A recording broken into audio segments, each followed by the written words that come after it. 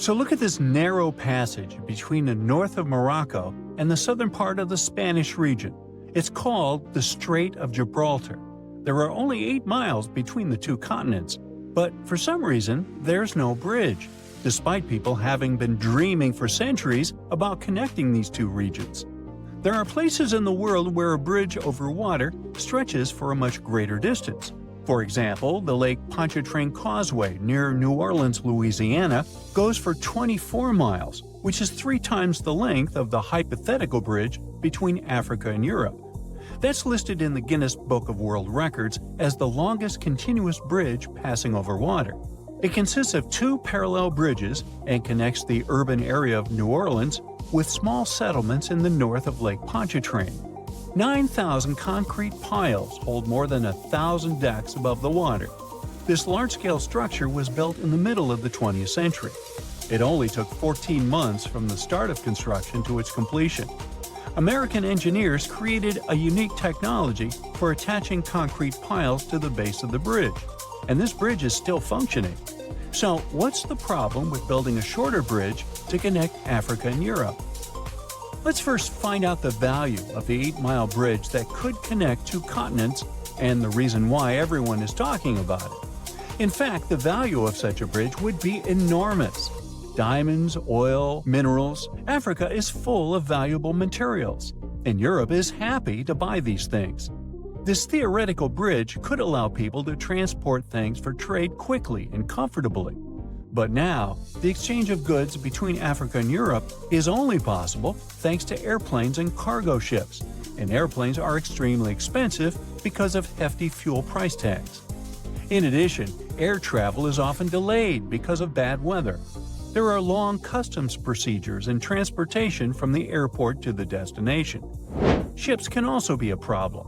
The narrow area of the Mediterranean Sea, where the 2 continents are closest to each other, is a dangerous place because of storms and strong currents. The transportation of your diamonds is highly dependent on weather conditions. The second advantage of such a bridge would be the creation of tens of thousands of jobs. People from Europe and Africa would build hotels, ports, parks, and even small towns for each other. The coastal parts of both continents would become a new economic center. And just imagine how much investment those places would attract. Europe and Africa would be much closer than ever before. You could drive from a small Spanish town to a safari park in northern Morocco, buy Moroccan tea, get some argan oil, and go home for the evening.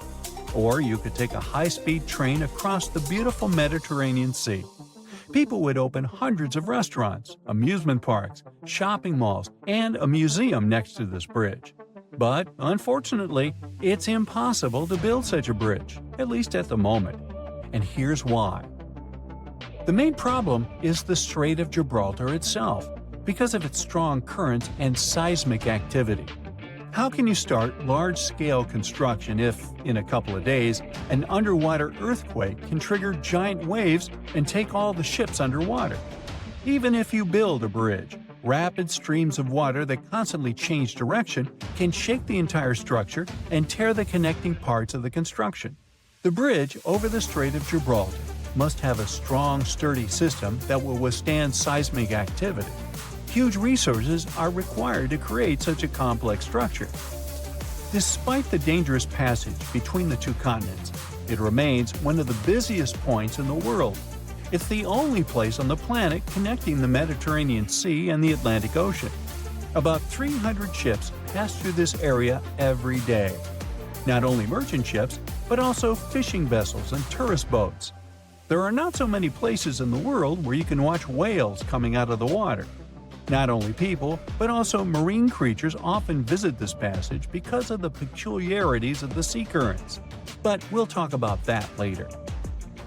Another problem is the depth of the strait. In simple words, any bridge over the water is built on long metal piles.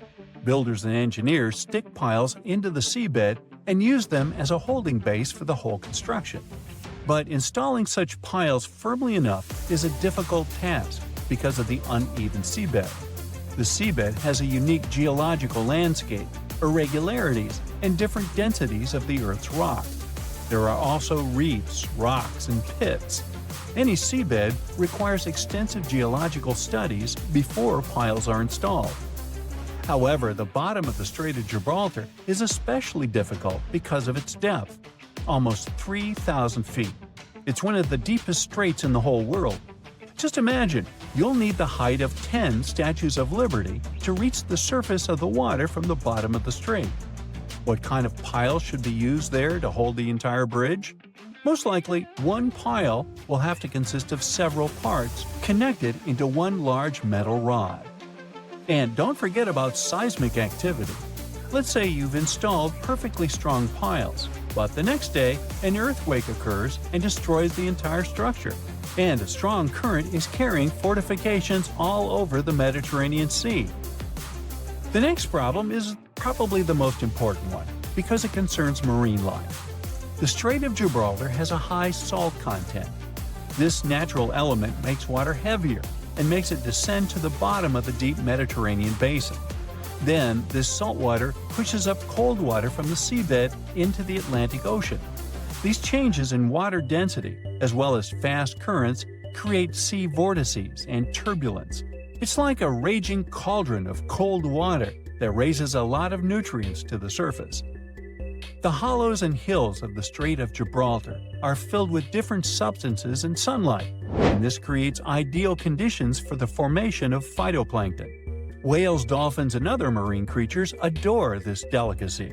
That's why you can see about 7 species of whales and dolphins in this place. What might happen to phytoplankton after the start of global construction? Carbon dioxide, crushed rock, tons of dust and ashes, falling building materials. All of this could significantly pollute the environment. Without phytoplankton, many fish would go extinct. Without fish, thousands of fishers wouldn't be able to get food and earn money. But even if the bridge was built, cars and trains would continue to pollute the air and water. This disruption of the delicate balance in this narrow strait can lead to larger-scale environmental disasters. Dolphins and whales may leave to look for food elsewhere, and thus take resources from other marine inhabitants. Like falling dominoes, one problem can follow another. And all this because of one bridge. In 2007, the Spanish Ministry of Environmental Protection introduced speed limits for all ships sailing through the strait in order to not disrupt the delicate balance of nature. At the beginning of the 20th century, a French engineer proposed a project of a bridge, but it was rejected because it was too complicated and costly. People also tried to develop a 23-mile-long tunnel, but this project also faced financial and technical difficulties. People are still dreaming of a bridge over the Strait of Gibraltar. Perhaps, in the future, when we develop cooler technologies, we'll be able to build this thing. Oh, by the way, there hasn't always been water between these two regions. In the distant past, the two continents were connected. The entire Mediterranean Sea is the remains of the Tethys Sea that existed before the era of dinosaurs. Then the African and Indian plates collided with the Eurasian one, and the Tethys Sea completely disappeared. In its place, a land bridge was formed that separated the Mediterranean Sea from the ocean. Without access to water, the sea dried up about 6 million years ago. But then, when the bridge came down, the water began to fill the dried-up pool. For tens of thousands of years, the narrow plate sank lower and lower, and the Mediterranean Sea eventually got its current water levels. In Asia, there's a bridge that is way longer than you'd think should even be possible. The HZMB stretches 34 miles over open water, which makes it the longest sea bridge in the world. So if something this massive can make it across rough waters, why can't New Zealand just build a bridge between its two main islands? After all, we're talking about a distance of just 14 miles. And a bridge like that could seriously change life for both locals and tourists. People could just hop in a car and drive from Wellington to Picton. No more ferry hassles, no more drawn-out trips. Just one epic road journey with ocean views on both sides. So what's stopping them? Well, turns out, everything. I mean, building a bridge there is technically possible, but there are a couple reasons why experts are like, maybe not. Let's start with the obvious, the distance. The North Island and the South Island are separated by Cook Strait. Like I said, it's 14 miles wide at its narrowest point. That's not much, true. Plus, we've got the HZMB bridge, proving that, yep, it is technically possible to build a bridge over the sea to cover that distance. But we can't ignore the fact that New Zealand's geography is, well, a whole different ballgame. Cook Strait isn't exactly a calm, friendly stretch of water. It's deep, really deep. Parts of it drop to about 10,000 feet. That's like stacking 7 Empire State Buildings on top of each other. It's also a rough, moody stretch of ocean that loves tossing around ships like rubber ducks. In fact, quite a few have been wrecked in Cook Strait. And sadly, many lives were lost. You don't have to worry about it so much though, as the worst accidents happened a long time ago. The ships and ferries that cross it today are much safer. Even so, it'd be pretty hard to avoid getting seasick while crossing it. Things get even messier below the surface. The seafloor over there is uneven and unpredictable. What happens is that Cook Strait has opposing tides at each end, one where it meets the Tasman Sea and the other where it joins the Pacific Ocean. And they simply don't move together like you might expect. When the tide is high on one side, it's low on the other, and they're totally out of sync. So all that water rushes back and forth through the strait to balance things out, creating some really strong and messy currents in the middle. Then there's the weather. Cook Strait isn't just windy, it's probably one of the windiest places in the southern hemisphere. That's because it's located right in the middle of one of New Zealand's 3 big wind tunnels. Basically, there are places where the wind doesn't just come and go quickly. It sticks around, blowing hard for most of the year. And all of this happens because of something called the Roaring Forties. That's the name for the latitude band between 40 and 50 degrees south of the equator, where strong, persistent westerly winds are pretty common. Unlike the northern hemisphere, which has a lot of land at this latitude, the southern hemisphere is mostly ocean with just a few land masses, like New Zealand's South Island, Tasmania, and the southern tip of South America. So, these winds go wild because there's nothing to slow them down, and they just keep picking up speed. The gusts there can reach up to 150 miles per hour. So, imagine trying to cross a bridge in a car when the wind is actively pushing against you.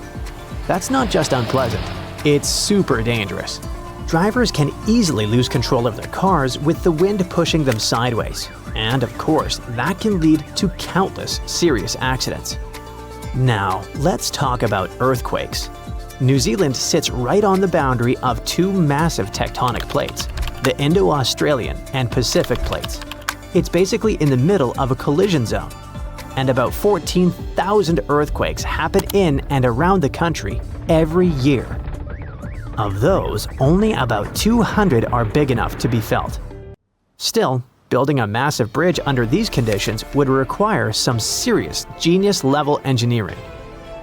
With all that in mind, we can safely say that the whole bridge idea is off the table. But how about an underwater tunnel?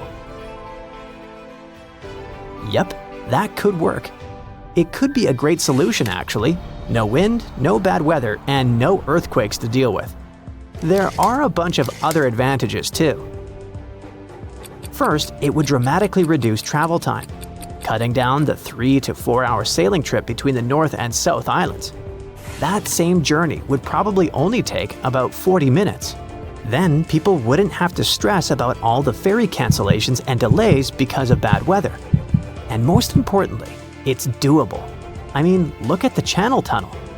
It's an undersea tunnel connecting southern England and northern France. Japan did something similar with the Seikan Tunnel, which connects the islands of Honshu and Hokkaido. They are both huge projects, serving pretty much the same purpose. So why on earth isn't New Zealand already building this tunnel? Well, for the same reason we don't all live in luxury treehouses with personal robots. Money.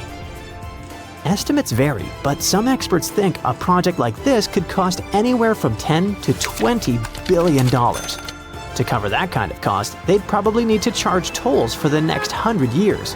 And trust me, those tolls wouldn't be cheap. Other experts think it could actually cost more than that, because you see, we have to consider all the extra infrastructure. The narrowest point of Cook Strait is between the North Island and Arapahoa Island. That's one of the long, mountainous regions in the Marlborough Sounds, which is pretty remote. So it's not just about the cost of the bridge or tunnel itself, it's also the access roads, safety systems, maintenance, and evacuation plans.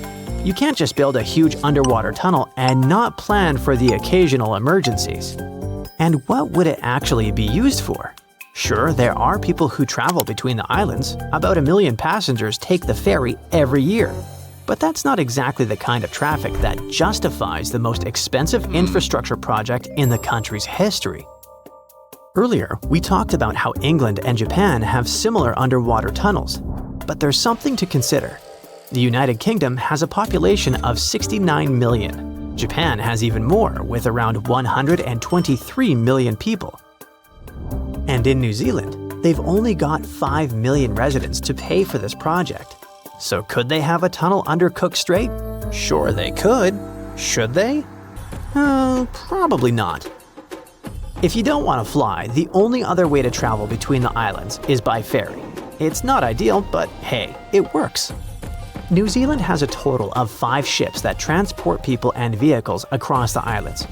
For tourists who aren't in a rush, it's perfect.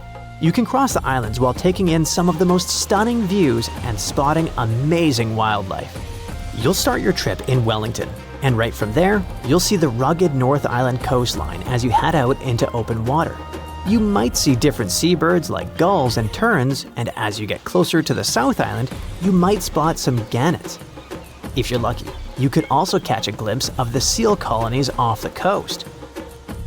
During the last hour of the trip, the ferry will slow down, giving you plenty of time to enjoy the green hills and calm waters. You will also approach Queen Charlotte Sound, a spot known for its wildlife. So keep an eye out for orcas, playful dolphins, and even penguins. Honestly, having a ferry instead of a tunnel might not be so bad after all. A bridge, a very helpful structure that traces back to the Neolithic times. The oldest bridge in the world, at least the one that is still standing, is the Arcadico Bridge, built more than 3,000 years ago. But there's a river you cannot cross using a bridge, the Amazon River, the largest and longest river in the world. Okay, the Nile River is actually the longest river in the world, but the Amazon wants both titles for itself. The Amazon River is born in Peru and crosses Colombia and Brazil until it reaches a massive delta at the Atlantic Ocean. Its waters travel a longer distance than Frodo and Sam, and yet not a single bridge has ever been built over it. Why is that? First of all, seasonal floods change the size of the river. During dry seasons, the Amazon is about 3 miles wide, but during heavy rains, it can get up to 30 miles wide in a few weeks. Not only that, but the flood also makes the river change its position. Now imagine trying to build a bridge in a place where the ground turns into water for about 4 months. Not an impossible task, but not the easiest one either. Now, if you look back at your geography classes, you might remember that the soil of the riverbank can be very soft, especially in the Amazon, which means it can erode and shift. Heavy rains also create marshes, a type of wetlands that actually reduces the magnitude of the floods and purifies the water. It's also home to many animals. This means that to build a bridge, part of this wetland would have to be drained, which would ruin the lives of all those animals. Besides, the foundations of said bridge would have to be deep, and that would cost a lot of money. The rain creates yet another problem for the potential bridge. It increases the river's water level by 13 to almost 50 feet. Of course, bridges have been built in deep rivers before, like the Padma Bridge, a gigantic structure with a foundation of 417 feet. But because the soil of the Amazon River can erode easily, a bridge would have to be built using floating structures, known as pontoons, and they're not helpful in a river that changes depth whenever it feels like it. Next on our list of things that are a problem to human endeavors is the Amazon rainforest. This forest spreads over 9 countries and is so big and so dense it could cover about half of Europe. This means that a bridge would almost likely connect one patch of the forest to another. A pointless improvement to the lives of capybaras and jaguars. Of course, the real users of such a bridge would be humans. Most people live around the tributaries of the Amazon River, not around the river itself, because who wants to live like a beaver at a dam?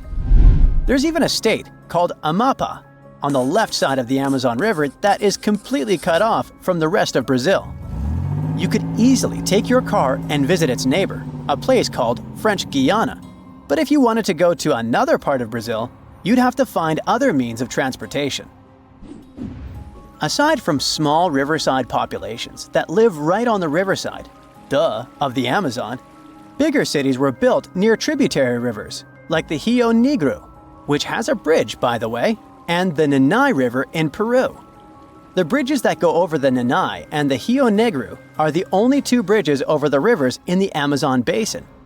The lack of good roads and highways inside the Amazon also makes the creation of bridges a pointless endeavor. Back in the 70s, humans had big ideas on how to explore the Amazon ever more, which is why they decided to build a highway which would cut the Amazon basin from left to right. The road, called the Trans-Amazonian Highway, was supposed to bring people to the heart of the Amazon. But it seems like the difficulties of building more than 2,000 miles of road inside a dense rainforest were not foreseen. Halfway through, the project was abandoned because it was super expensive and problematic. Nowadays, highways in the Amazon basin are always flooded, filled with holes and mud. This whole situation creates a ripple effect. People don't live near the river because it's hard to access it. The roads don't go there either, because it's hard to build them. Which in turn makes even fewer people want to settle on the banks of the Amazon River, because they have no roads to get them there.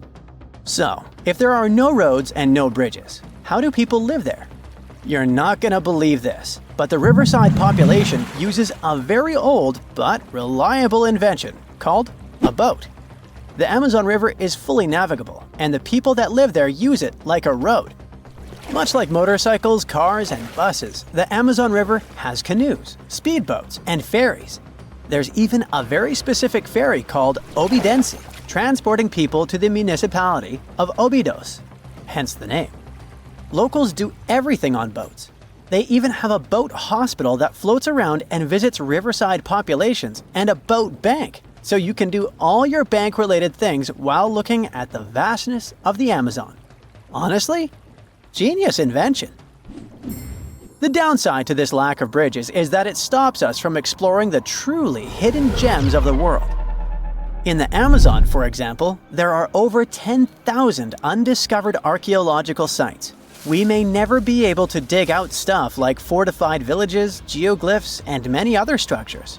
It would be pretty neat to go full-on Lara Croft in the middle of the Amazon, but these findings are tucked deep in the heart of the forest. At the same time, only on a boat are you able to witness the crazy phenomenon of the unmixed waters of the Rio Negro and the Solimões on the Amazon River. For more than 3 miles, these 2 tributaries of the Amazon River flow side by side without mixing. The speed and the temperature of these waters are different, so you'll see a river that looks like coffee and Coca-Cola mixed.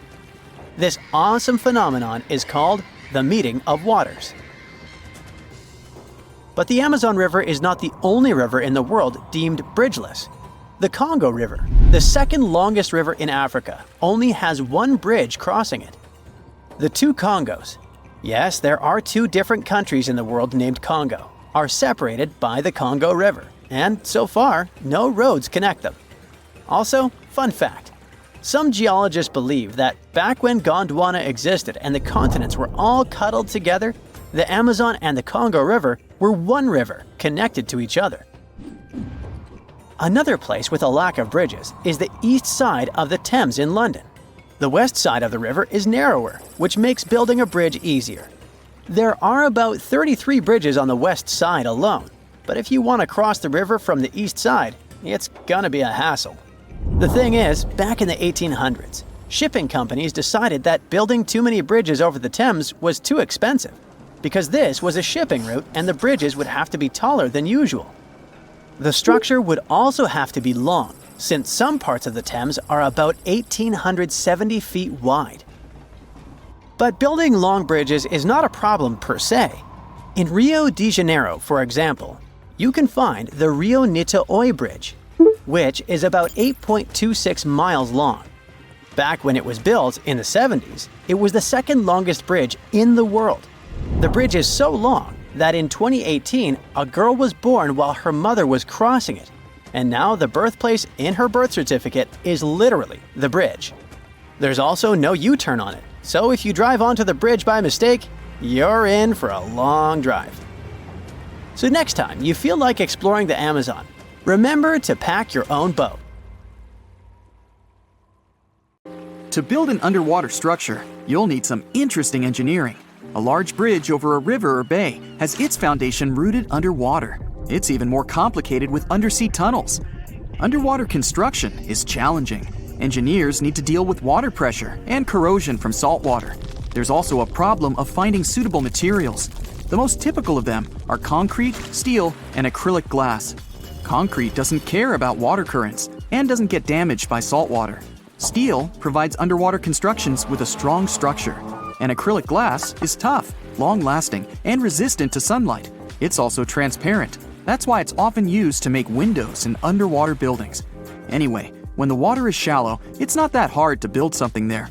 Constructors create a temporary foundation. Then, on top of it, they build several piers supporting the upper structure. But if the waters are deep, engineers have to use other methods. Depending on which one they choose, water is either extracted or diverted during the construction process. One such method involves using a set of large driven piles. Those are long, thin columns made mostly of steel, but their interior is partially hollow. With the help of a huge hammer, they get driven into the waterbed, like nails are driven into a piece of wood. After that, these steel columns get filled with concrete through a special tube. The concrete displaces the water that was in the pile before. Concrete has the ability to set even when it's surrounded by water. That's why driven piles eventually turn into a stable foundation for overwater and underwater constructions. Driven piles are a very cost-effective way of building something that has to be fixed in place. They prevent things from being moved by the water current. Another way to build underwater structures is cofferdams. They are built temporarily and allow workers to create a dry space for the construction. The water gets pumped out of this enclosure, and the cofferdam works like a dam. A completed cofferdam looks like a massive pit with high walls surrounded by water. Cofferdams are made of rocks, steel, and even dirt. These constructions can be built fast and removed even faster. But the process of putting up a cofferdam is complicated and challenging for engineers. They have to make sure the structure won't flood or collapse. The simplest way to build a cofferdam is to pile up loads of dirt. But in this case, workers usually have to somehow make the construction stronger. It helps to protect it from the damage caused by water. Once the cofferdam is ready, pumps extract the water from its interior. Sometimes it's too expensive to build a very deep and strong cofferdam. In this case, constructors use several powerful pumps that get rid of excess water when it seeps through the cofferdam walls. If a cofferdam starts to fail, this process is slow and, luckily, predictable.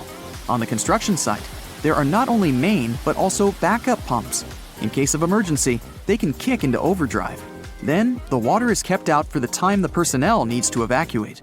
Cofferdams are most often used during the construction of dams and bridges. But when a large ship, like a modern cruise liner, needs to be repaired, engineers use cofferdams too. Such vessels are too massive to be hauled ashore, and a cofferdam makes a perfect dry lock. The ship gets isolated from the water, and mechanics can repair it wherever it sits. Also, when a cruise ship needs to be expanded, engineers construct a cofferdam around it. Then they pump out all the water from the inside, creating a dry working place. The ship gets cut into two parts, and the process of its lengthening begins.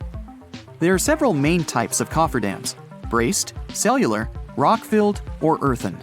For each of them, engineers need to figure out the best depth at which the wall should be put into the ground. It depends on the type of soil and the water reservoir itself. Braced cofferdams are mostly used during shallow water construction. Such a structure is actually a wall of sheet piles. Those are parts with interlocking edges. Usually, they're made of steel. but the material can also be reinforced concrete or timber. Sheet piles create something like a box around the needed area. Cellular cofferdams are also made of sheet piles, but in this case, the piles have a special shape. After being connected, they form cells that get filled with soil or clay. The cells, in turn, create a watertight wall. Thanks to its structure, it's exceptionally stable. Rock-filled cofferdams are used when there's a lot of rock at the construction site. They're built over the soil. This prevents the water from seeping into the cofferdam, and the rocks serve as reinforcement. Earthen cofferdams are built in areas where the water is less than 10 feet deep. They're created from the materials that are at hand: clay, sand, and even soil. There are also single-walled and double-walled cofferdams. The first type is used when the area of the construction isn't large and the depth is more than 20 feet. Such cofferdams are typically necessary for building bridges. Timber or wooden sheets are put into the sea or riverbed. After that, iron or steel sheets are added on the inside. On both sides of the wall, workers place half-filled bags of sand. Finally, the water gets pumped out and the cofferdam is ready for use. The double-walled cofferdam is used for large construction areas and when the water is very deep. Such construction sites need more powerful supports. This stronger cofferdam has two walls, which provides it with extra stability. Two piles get pushed into the waterbed with some space in between. The deeper it is, the bigger the space between the walls. Then they get attached to each other. After that, this space gets filled with soil. Cofferdams aren't cheap. This means that if one is used for a project, there are no other available options. For example, it's the best way to construct permanent dams. When the Hoover Dam was built, several cofferdams were put up to divert the water from the Colorado River. As soon as the project is finished, the water is pumped back into the cofferdam, and its walls, whatever they are, get removed. One more way of underwater construction is caissons. They're watertight structures that are put into the water. Even open, they remain dry inside. Workers can keep digging down until they reach some solid surface. That's where the caisson will be placed upon. What's so different about caissons is that they eventually become parts of the foundation for, let's say, a bridge or a dam. And even though you might not think of a bridge or a dam as an underwater construction, most of their crucial elements are underwater. For example, a large bridge wouldn't be able to hold its weight without massive supporting towers, and they stand in the water. There are several types of caissons: open, pneumatic, and box. Open caissons have no bottom. They're actually just vertical walls that allow builders to dig at the bottom of them. Pneumatic caissons keep the water from seeping through by using compressed air. This helps to maintain equal pressure inside and outside the construction. When workers dig out some materials, these get sent up through a special muck tube. When the caisson reaches the bedrock, workers fill it with concrete. Unlike others, a box caisson has a floor, and workers lower it onto a foundation that is constructed in advance. During the construction of the Brooklyn Bridge, engineers used two massive caissons. Thanks to them, they reached the bedrock and created the foundation for the towers of the bridge. And then there's also off-site construction. That's when things are not only built, but also assembled away from the site. In this case, engineers often use modular construction. That's when factory-produced building units are delivered to the site. There, they get assembled, like a giant Lego set. Structures are then usually floated to the site on huge barges, or they get towed there. After that, they're lowered in place. Some sink under their own weight. Others can only reach the seafloor after getting loaded with additional weights. This method of construction is rather expensive, and still, it's much more cost-effective than building right underwater. The latter needs skilled engineers and unique tools, and don't forget about the risks. But what about underwater tunnels? How on earth are they constructed? Modern tunnels are usually built with the help of massive tunnel boring machines. They even have a nickname: moles. Even though such a mechanism has an exorbitant price, several $1 million, it needs little time to create a long tunnel. The machine moves forward very slowly. It has a special circular plate with rotating disc cutters. They can easily chew through solid rock. The rock is then dropped onto an outboard conveyor belt. Another mechanism uses this rock to construct the tunnel's lining in the mole's wake. This way, the mole not only excavates the tunnel, but also reinforces the walls that will later support it. This method, and 11 huge tunnel boring machines, was used to build the 32-mile-long Channel Tunnel, and the whole process took only 3 years. Cut and cover is another method of creating a tunnel underwater. First, workers dig a trench in the ocean floor or riverbed. Then, they put concrete or steel tubes there, made in advance. After the tubes get covered with a thick layer of rock, the sections are connected. All workers have to do is pump out the water. That's how the Ted Williams Tunnel, connecting Logan Airport with South Boston, was built. There, they used 12 enormous steel tubes, more than 300 feet each, and the tubes contained already fully constructed roads. Imagine you're driving across a bridge to visit a friend. The next day, you get in your car to go back, but there is no longer a river under the bridge you drove across yesterday. Believe it or not, this is exactly what happened to people in the south of Honduras when Category 5 Hurricane Mitch hit in October 1998. Choluteca Bridge, which the local authorities reconstructed earlier that year, was left in the dry, as the river now flowed around it, not under it. The structure soon became famous online as the Bridge to Nowhere. This waterway shifted its course overnight, but it normally happens over longer spans of time. A river will stop flowing straight when there is even the tiniest change in the landscape around it. Even something as tiny as a mouse can weaken a riverbank. Imagine a family of mice decides to start a home somewhere by the river and digs a cozy hole. Over time, water gets inside this hole and starts washing away any loose soil. Give it a couple of centuries, and the river will now have a bend in this place. And if you're worried about the mice family, don't be, because they moved out a long time before the water flooded their home. Things happen even faster for small streams because, well, their beds are also smaller. The current breaks down stones, the ground takes them in, and voila, a riverbed or bottom is formed. The current is the strongest in the middle of the waterway, and its power directly shapes the riverbed. The water flowing through rivers is full of soil and other particles.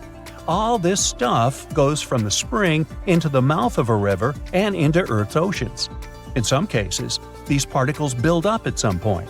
And that's how new beaches, probably including your favorite, are born from fine-grained sand.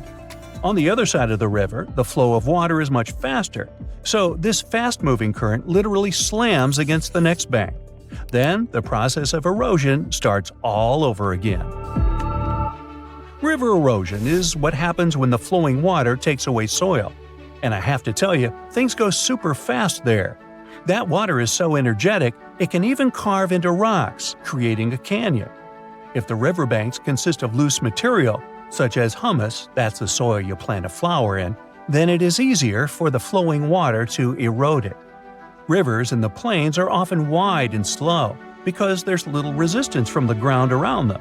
So you don't have to worry about waves tipping over your boat on a flatland river. In the mountains, streams quickly wash away all the surface soil and gravel, revealing the bedrock beneath them. It's tightly bound, so mountain streams are literally set in stone, as they cannot wash away this bedrock. So we have erosion to blame for waterways changing their course, and also mountains and hills. When a stream reaches a mountain or simply a rock, it has two choices: to flow around it or carve its way through it. In flatlands, rivers don't have any natural competition, so they choose a more winding path. All this twisting and turning increases the river's total length from the source to the mouth. One such example is the mighty Mississippi River in the U.S. It has a lot of curves and bends, which are called meanders. In the last century and a half alone, the Mississippi changed its course several times. The last major case was in 1876 when it left the historic city of Vicksburg in the dry. 2 years later, a team of American engineers came to the area to construct the Yazoo Diversion Canal, which took 25 years to complete. Thanks to it, ships could once again sail to Vicksburg, reviving the town's economy. What happened in this southern U.S. town in the 19th century is an ordinary natural consequence of river erosion. The bends in a waterway grow sharper over time, making the water flow faster. This speeds up erosion, and individual bends slowly start approaching each other to the point they merge. When this happens, the river straightens up overnight, leaving a lake in the form of a horseshoe in the place where the bend was. This newly formed body of water is called an oxbow lake. These still water lakes either dry up, since they're no longer fed by a spring, or they turn into swamps. In some cases, humans use them as water meadows used for agriculture. Lake Shakot in Arkansas is the largest oxbow lake in North America, formed by the Mississippi several centuries ago. The source of the Mississippi is a lake in Minnesota, but a river can also start when two other watercourses become one, or when the water simply bubbles up from under the ground. Even melting snow can feed a river, like the Amazon gets its water from the Andes. Determining the source of a waterway can be tricky, so the debate about whether Amazon or the Nile is longer is still ongoing. What scientists know for certain is that the Amazon carries more water than any other river. 1/5 of all the fresh water that enters Earth's oceans comes from this South American river. When you look at the Amazon River on a map, you'll notice how it flows from Peru to Brazil, that is, from the west to the east. This direction might seem odd when you compare it to the Mississippi, which flows to the south on the map. It's so confusing because you probably know rivers flow down, affected by gravity, but down doesn't automatically mean south. Running water will try to find the easiest route down, so there are no rules in terms of cardinal directions. The Nile River is the best example of this, as it actually flows north into the Mediterranean Sea. Northern Egypt, where all those pyramids are located, is on lower ground than Sudan, where the Nile is formed when the Blue Nile and the White Nile merge. Up in northern Asia and the Mackenzie River in Canada both flow northwest, while the Yellow River in East Asia flows in the same direction as Amazon, to the east into the Pacific Ocean. These major rivers are some of the best examples that a stream doesn't have to flow from the north to the south. Gravity is the only important factor that determines which way a stream will flow, as running water is all the time pulled downwards. The flow of water is faster on steeper slopes. When there's a sudden drop in the flow, waterfalls form. Angel Falls in Venezuela is the highest waterfall on the planet, with water dropping from a height of 2,600 feet. Watch your step. In a waterfall, the falling water can easily reach the speed of a Thompson's gazelle, but as a river approaches the end of its journey, it slows down significantly. The stream doesn't have enough energy to cut into the nearby land. All the sediment it has picked up along the way, such as sandstone, slows it down. At the place where a river meets the ocean or a lake, it gets rid of this sediment along its banks, creating a delta, an area rich in fertile soil. The Ganges in India has the biggest delta in the world, several hundred miles wide and visible from space.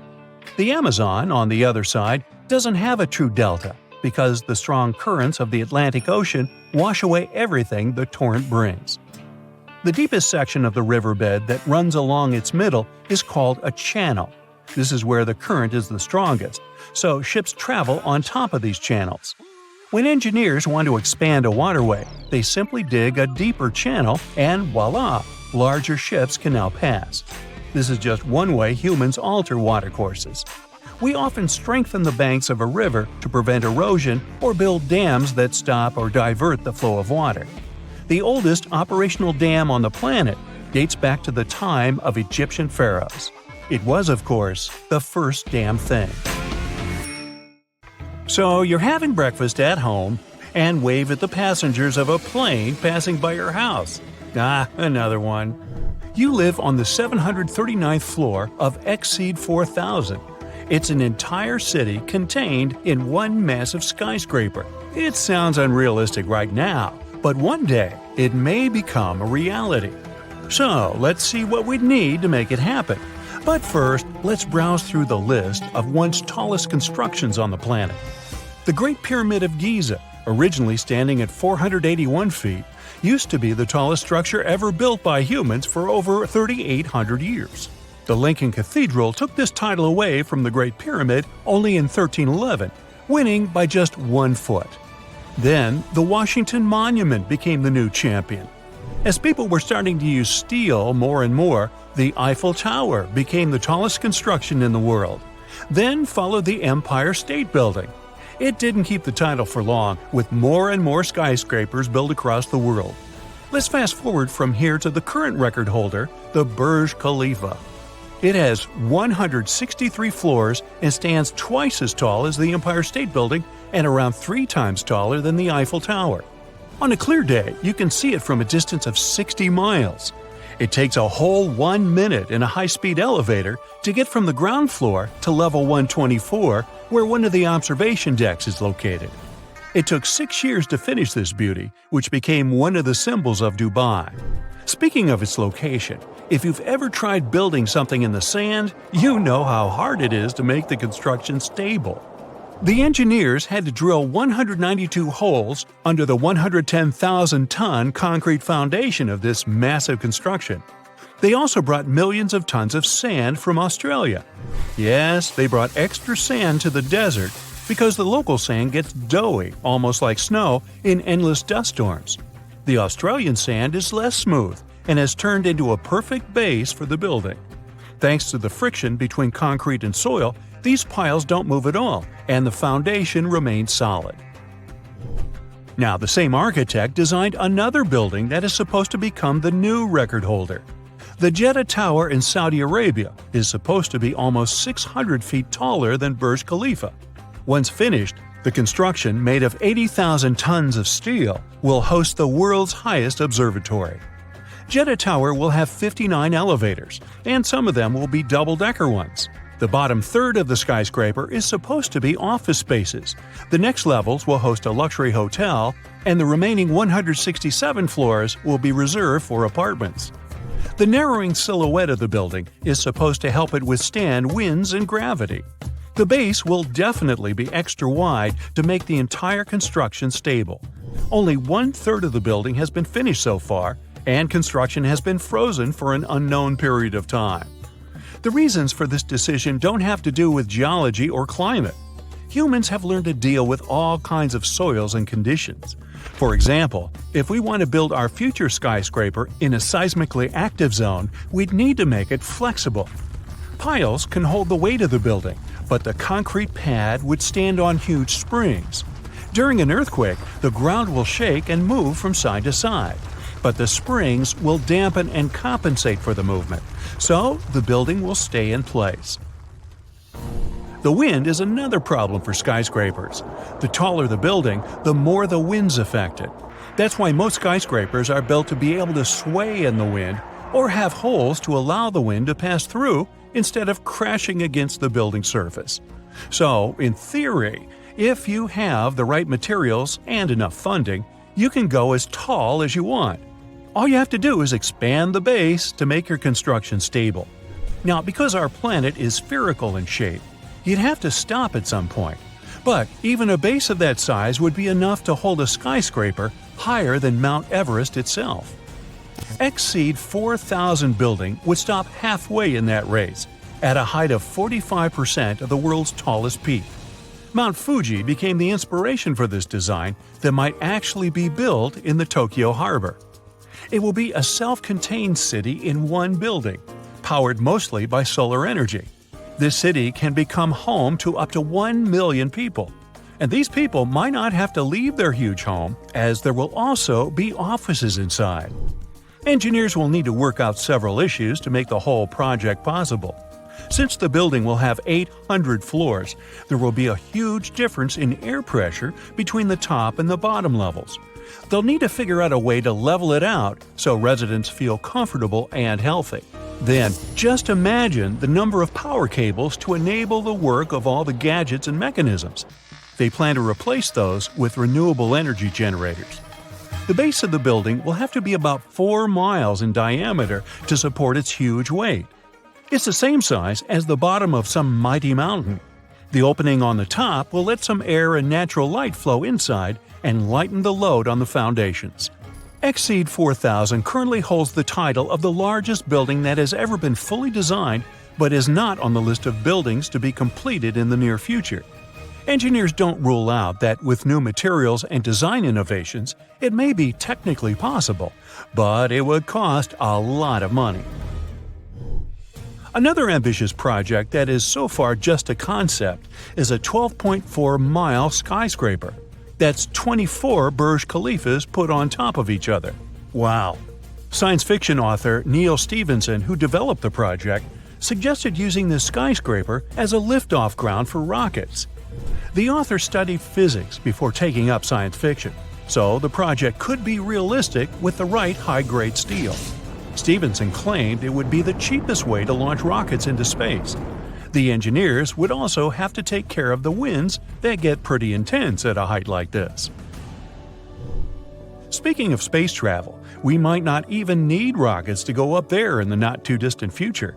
The space elevator could take humans up to an altitude of 22,000 miles from the Earth's surface. The idea is actually nearly 150 years old. Both NASA and researchers from different countries agree we're now pretty close to its realization. Some construction companies claim they can build it by 2045. The first big step towards that goal is to test how an elevator would act in space. It will be a unique experiment, and a mini elevator used in it will be a prototype of the future grand project. Scientists are trying to find the right material to replace the regular cable. It would need to extend for tens of thousands of miles and would be too heavy for the future construction. It looks like an ultra-strong material known as graphene could do the job. Testing and building the elevator fit for space and a cable strong enough to hold it is one side of the story. Another problem is space debris, those pieces of rockets and spacecraft orbiting the Earth that could damage the construction if they run into it.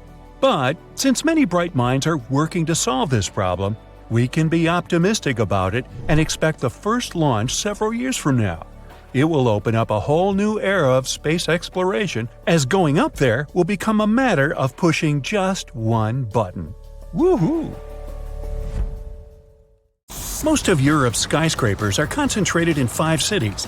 Those are London, Frankfurt, Paris, Moscow, and Istanbul. But even combined, all these places have fewer skyscrapers than New York City alone. For a building to be considered a modern skyscraper, it has to be about 490 feet high, which means it should have at least 40 to 50 stories.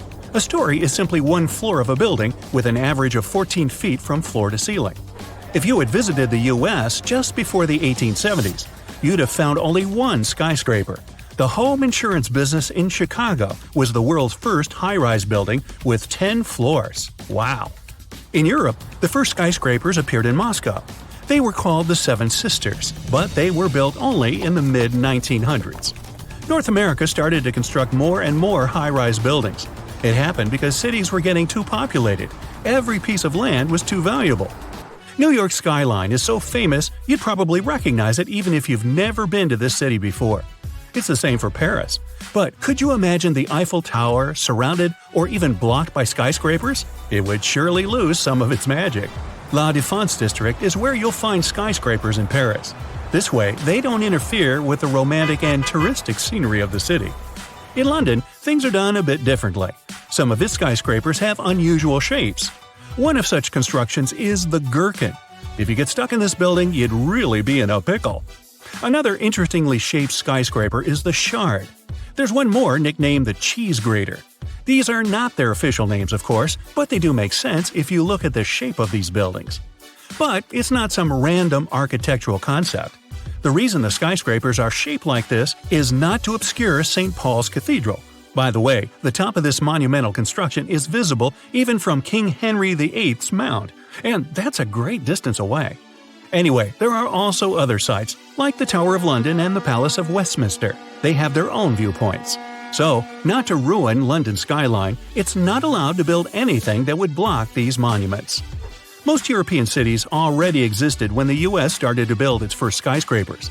That's why they didn't have much space to fit in giant buildings. Evenly zoned cities were the result of their steady growth throughout the years. For example, in Lisbon, there's a viewpoint in Eduardo VII Park. From that point, you can see all the park and the river. If suddenly there was a bunch of 490-foot-tall buildings standing around, this gorgeous view would be totally ruined. You wouldn't see the iconic avenue, and forget the river. Instead, there are buildings. Like Lisbon, many other cities in Europe don't want skyscrapers to spoil their cultural heritage. Take Germany. Most of their skyscrapers are in Frankfurt. In other cities, they'd rather protect and restore the buildings that are already standing. And even if, let's say, Berlin wanted to home some skyscrapers, it wouldn't be able to do it in any case. Its soil just wouldn't allow it. Put a skyscraper there and it'll sink. Constructing a foundation for a very tall building in Berlin would mean investing a lot of money. The soil's too sandy and soft.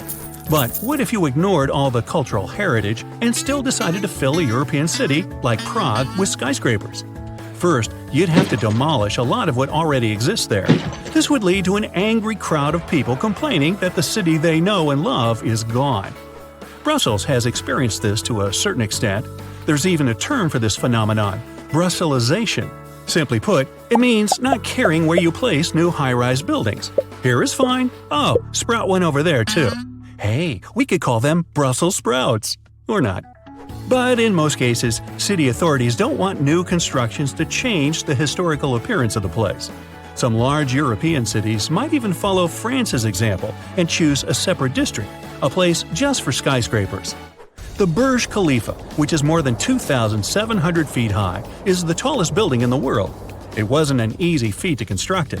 The skyscraper took 6 years to build, and folks say it was worth the effort. The construction is so tall, you can see it from 60 miles away on a clear day. The tallest building in Europe is only half that size. The Lachta Center in St. Petersburg is a bit more than 1,500 feet tall. Well, the question is, if skyscrapers are so tall, why don't they get knocked over by wind? Their structure, from the very foundation to the highest point of the building, is the answer. Take the Burj Khalifa, please. The soil where the skyscraper is built isn't ideal. So, beneath the 110,000-ton concrete foundation of this massive construction, there are 192 piles driven to a depth of more than 160 feet. Thanks to the friction between the concrete and soil, these piles don't move at all, creating a solid foundation. But most skyscrapers are built on bedrock because it barely shifts. Their frames are made of steel. If you looked at a skyscraper without its external structure, all you'd see would be a bunch of steel beams. The taller the building, the more the winds affect it. Taming them is one of the biggest challenges skyscrapers have to tackle. Imagine you're on one of the top floors of a skyscraper. Suddenly, a strong gust of wind hits the building. The entire construction starts wobbling, and you can feel it even inside. You might even get knocked over if you don't grab onto something. To avoid such a situation, most skyscrapers have a pendulum-like structure inside. It absorbs some of the wind's force. This thing is called a tuned mass damper. The mechanism acts as a counterweight. When the skyscraper gets hit by the wind, it's the tuned mass damper that moves instead of the building. Some high-rise constructions don't need this pendulum. The Shard, for example, deals with the wind with the help of its tapered shape, and Shanghai Tower uses its 120-degree twist. Both skyscrapers have incredibly smart structures. That's why they don't get too wobbly when the wind hits them. The Shard doesn't have a tuned mass damper whatsoever, and the one in Shanghai Tower only serves as a tourist attraction. Before a building's design is finalized, it normally undergoes a wind tunnel test. A model city is built and tested with this new super tall addition. When the experts turn the wind on, it simulates real-life conditions. Let's say the model skyscraper breaks under the wind's pressure during the test. Then the chances are it's going to tumble over in real life too. Winds up there can be so strong that things like wind turbines have become a thing. The Bahrain World Center has 3 of them right in the middle of the building. But there are some others. Strata SE1, for example, has wind turbines at the top. There's a phenomenon called the downdraft effect. It's accelerated winds near the skyscraper. When a powerful gust of wind hits a high-rise building, it gets pushed upward around the sides of the construction and down toward the street. That's why if you're passing by a particularly tall building on a windy day, you might have to force your way around. But let's say several square-cornered skyscrapers are built next to each other. Then they're likely to channel the wind through the streets. This can create many hurricanes on especially windy days. A study once examined 100 tallest buildings that were about to be dismantled by their owners. It turned out most of them had an average lifespan of a mere 42 years, but some of them can last much longer. For example, the Temple Court building is still standing to this day. At 150 feet, it's a bit smaller than others, but it's already seen 100 winters throughout its life. Now, the first thing that comes to mind when you think of getting rid of a building is dust, debris, and deafening noise. But things aren't quite as dramatic as that for most skyscrapers. When you want it gone, you take it apart, bit by bit. This process starts from the top and goes all the way down to the bottom. Voila! The building is slowly disappearing in front of your eyes. Abracadabra.